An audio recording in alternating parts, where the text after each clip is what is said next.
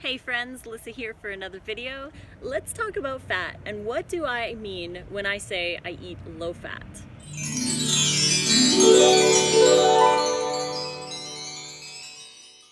There is a little bit of controversy over what amount of fat we should be eating. Some people say we should be eating high fat and good fats and all of that, but other people say we should be eating low fat. I'm in the low fat camp, but I also don't believe in eating too low fat.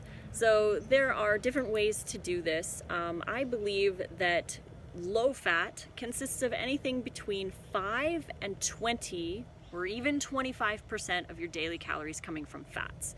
So say you're eating 1,200 calories, which is too low, by the way, but if you're eating 1,200 calories, 10%, which is the average, would be about 120 calories from fats, or about 13 grams of fat. Now, if you increase your calories from fruits and vegetables up to about 2,400 calories, then 10% of that is 240 calories from fats, or 26 grams of fats a day. So if you want to have more healthy fats in your diet, simply eat more calories from raw fruits and vegetables. This will allow you to have a little more leeway to eat more fats. But that said, some people need a different ratio of fats, but on the low fat scale. Some people do better with the higher fat on the low fat scale, and some people do better on the lower fat. So there are people who do really good on 5% of their total calories from fats, which would mean no overts. And when I say no overts, that means no added avocado, coconut, seeds, or nuts included in their raw vegan diet. So they're basically just eating fruits and vegetables, and some people do really well on that. Some people do really well on where I sit, around the 10% mark. So that's including a small amount of seeds, nuts, coconut, and avocado, but in a very small amount. So you're eating like half an avocado with your evening salad, and that's the only fat that you add for the day. Or you're having like a shot glass worth of nuts or seeds, or a couple tablespoons of like a creamy dressing or something like that. But that would be considered the 10% range. I can go up to, anywhere. I float between 8 and 15%, so that's where I do best. And then there are people who like to have a little more fats, maybe a whole avocado with dinner, maybe a couple extra nuts and seeds. Maybe they're more active, maybe they're pregnant or nursing or growing or working out really hard. Anything like that might require them to have a little bit more fats in their diet, which is totally okay, but you're still keeping it on the low end. As soon as you go over that 35, 40, 50, 60% fats, that's when there's going to be problems with your insulin. So plant fats do the same thing that animal fats do, but animal fats are worse. So plant fats in excess can actually cause insulin resistance, which in turn causes sugar crashes, imbalances, and cravings. So we want to keep the fat on the lower end. So when I say low fat, I don't mean no fat, because we do need fats. We do need them to create our cell wall, to create hormones. They're necessary for our bodies, but we don't use the fat that we consume immediately as energy. So if you're feeling tired, don't grab a handful of nuts. That's not going to give you the energy. You should be grabbing fruit or vegetables or something like that to give you the carbohydrate energy that you're needing. Those fats that you consume are always stored as fat for later use, which for a lot of us never happens. But these fats are stored, and we need that instant energy. So if you are hungry or feeling like you need something more, don't head towards the fats, head towards the fruit and vegetables, because that's going to be more of an energy source for you than the fats. But you can play around with that fat percentage and what works best for you, because a really super low fat diet might not be good for somebody who needs maybe 20% fats, but you're still, like I said, still on the low fat range. Once you get into the high fat range, that's when you get into problems.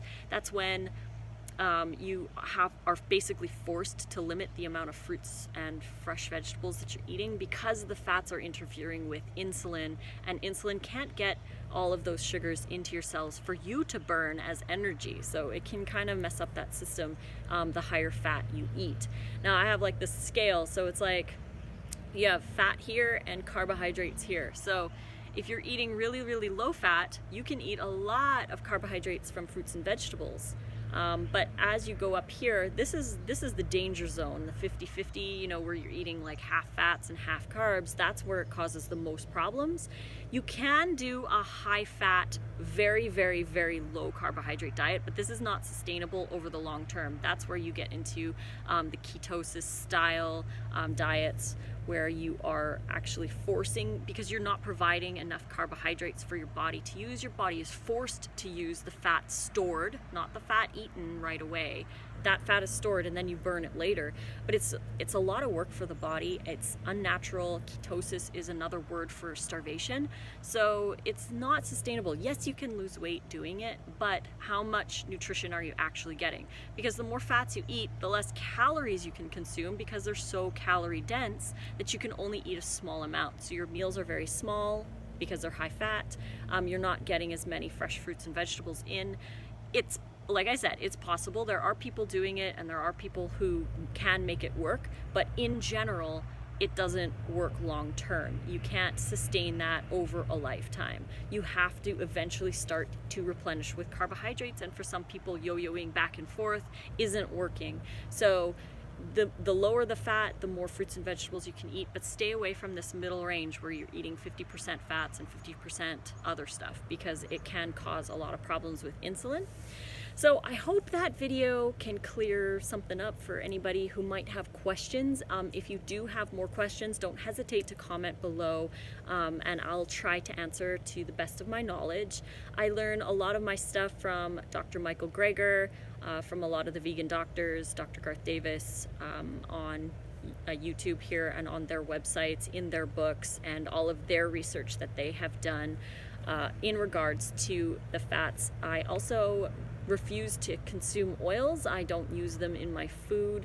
I will use the whole fat instead of an oil version. So like sesame oil, for example, I don't eat, but I will eat the sesame seeds.